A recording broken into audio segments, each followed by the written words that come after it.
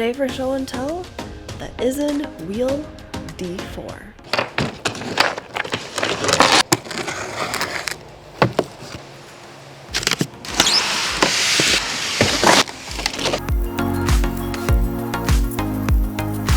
Yeah, I scratched a little bit. Ouch. I think I'll go back to unboxing these inside. Quick start guide, manual, pedals, tools, wheel skewer, I don't actually know the name of it, the charging adapter and cable. There's my lovely assistant. Okay, let's begin. Okay, insert stem. Let's try that again because I think I put them in wrong. Yeah.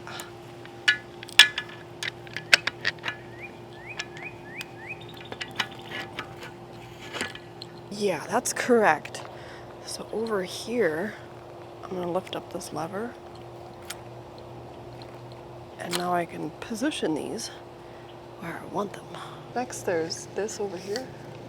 So I'm gonna slide out this piece here, bring that down. And then over here, I have to tighten this down. Ah, there we go. This should be quicker now. In the picture, they're showing it this way, but I'm gonna do this way towards the end. Put this back, latch it, slide that doohickey in, and I think that's it for the handlebars. Up next, the wheel, but first I have to remove this thing. So with the wheel, it's easiest just to turn the bike upside down, but with the computer here and all that stuff, I kind of do it like this. I wonder if they even mention the kickstand in here.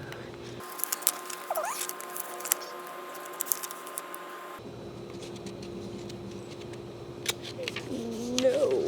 The bolts are already on it. Oh, I know I could use different tools, but I want to see if I can do it with these tools.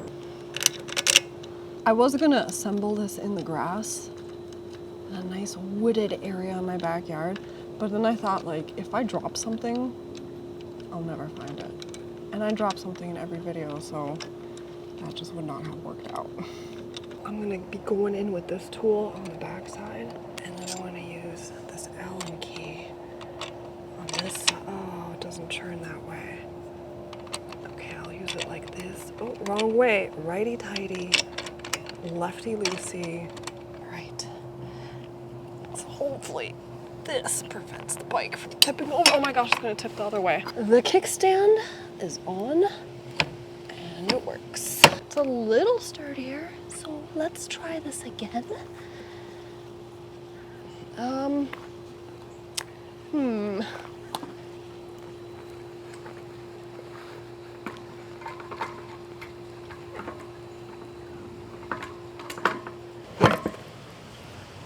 Got it on. Next, I gotta skewer the wheel.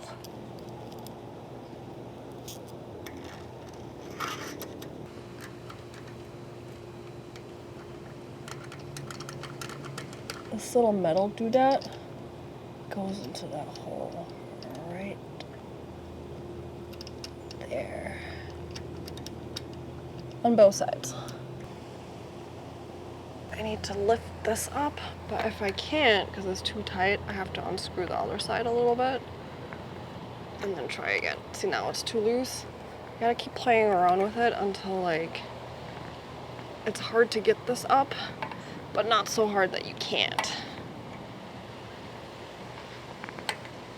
And it is important to have this as close to the frame as possible, not like over here, down here, in case it gets caught on something while you're out there, because you don't want to lose the wheel.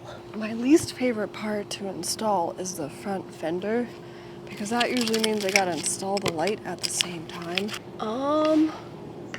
There's usually just like one of these, but this time there's two, so maybe it goes like that.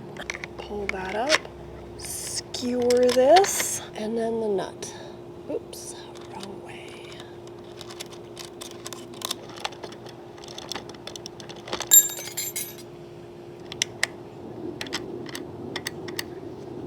sprinkles of rain are coming upon me, but luckily we are also coming upon the end.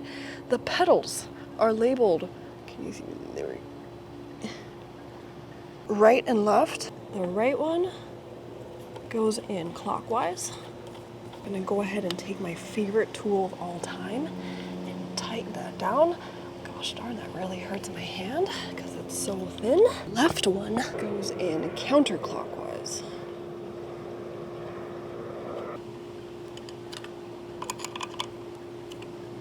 And finally, the last thing to put on here is the seat. There's this little clamp thing. Undo it. Slide in the saddle. I have to slide it out a little bit more for my height though. Ta-da! It's finished. The key is required to start the bike. Stick it in, turn it all the way, go up here, hold down the center button until the screen lights up. Now the bike is on. And the bike is foldable. This time I'm not gonna stick it in my trunk. These things are kind of heavy. It's easier if you take the battery out first. Just wanted to show you that it folds. Pedal assist 1 caps out at like 9 miles, 9.4 roughly.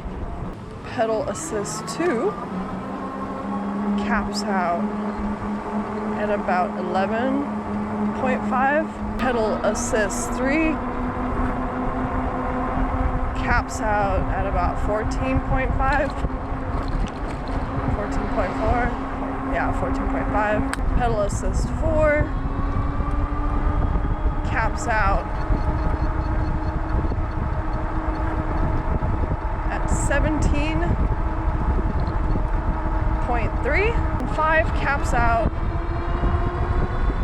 at 19.20. On the left, pedal assist 1 in the highest gear, which is the hardest to pedal in. On the right, no motor, the lowest gear, which is the easiest to pedal in. It was easier and faster with the motor even on the highest gear. I'm standing up on the right. I barely made it up this little hill. What's cool about fat tires, so these are 20 inches in diameter, 4 inches wide.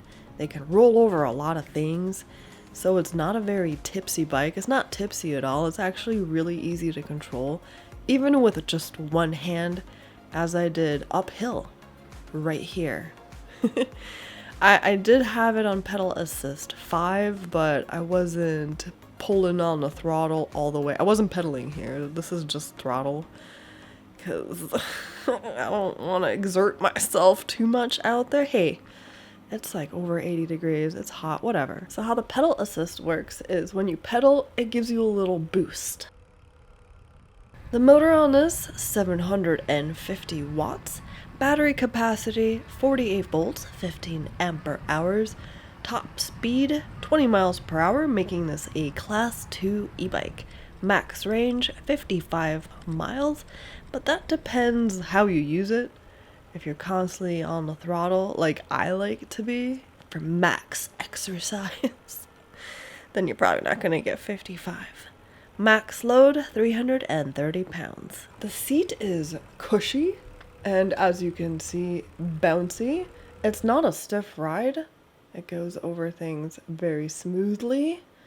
Here's a little bit of off-roading for you. I really need to find a good spot to take these off-road. But the one problem I had with the seat is it's a little bit wide in the crotch, but not bad.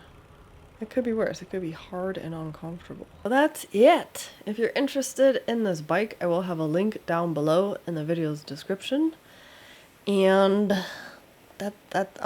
it's cheesy outro time. I'm sorry. This is gonna keep happening. Toodaloo-dee-loo. Sorry, no green screen this time. I was gonna sick of it. I decided not to do it. If you like it, let me know.